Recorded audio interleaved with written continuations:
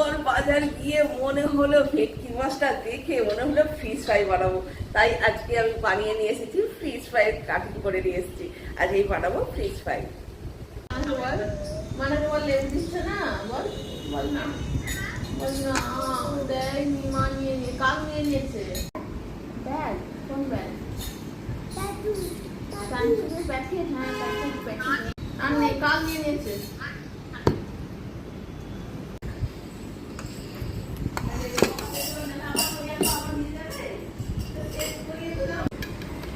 রসুন বাটা,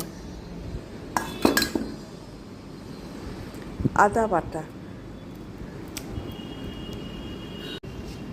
ধনে পাতা, পুদিনা পাতা আর অনেকগুলো কাঁচা লঙ্কা। এবার এখানে ঢেলে দিলাম পুদিনা পাতা, কাঁচা লঙ্কা, ধনে পাতা পেস্টটা। এইবার আমি ভালো করে মাখিয়ে রাখবো। মরিচ দিচ্ছি,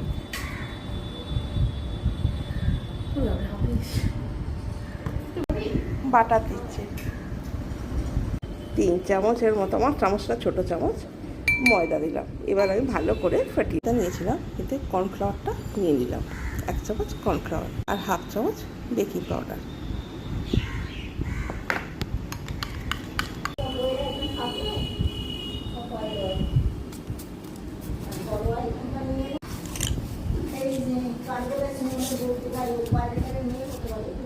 ফিশ ফ্রাই কিন্তু দেখো মোটামুটি তৈরি হয়ে গেছে।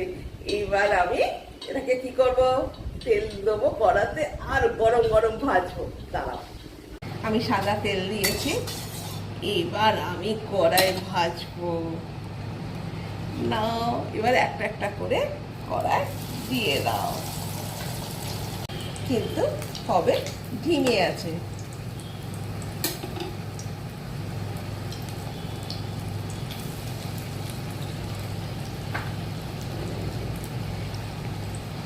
খুব ভালো লাগে জানো, নতুন কিছু করলে, ভালো করে খাবার বানালে ভালো লাগে না?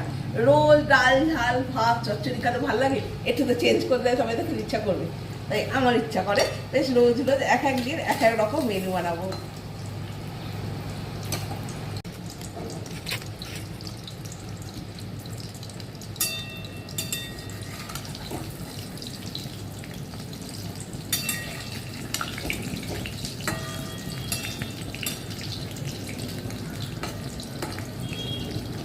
বাটার ফ্রাই কিন্তু রেডি। আমি কিন্তু এখানে বাটার দিয়েছিলাম, যার জন্য না খুব মুড়মুড়ে হয়েছে। খাবে কি তোমরা? আওয়াজ পাচ্ছ কি? দারুণ খেতে হয়েছে বাবু, এটা খা, সত্যি ভালো।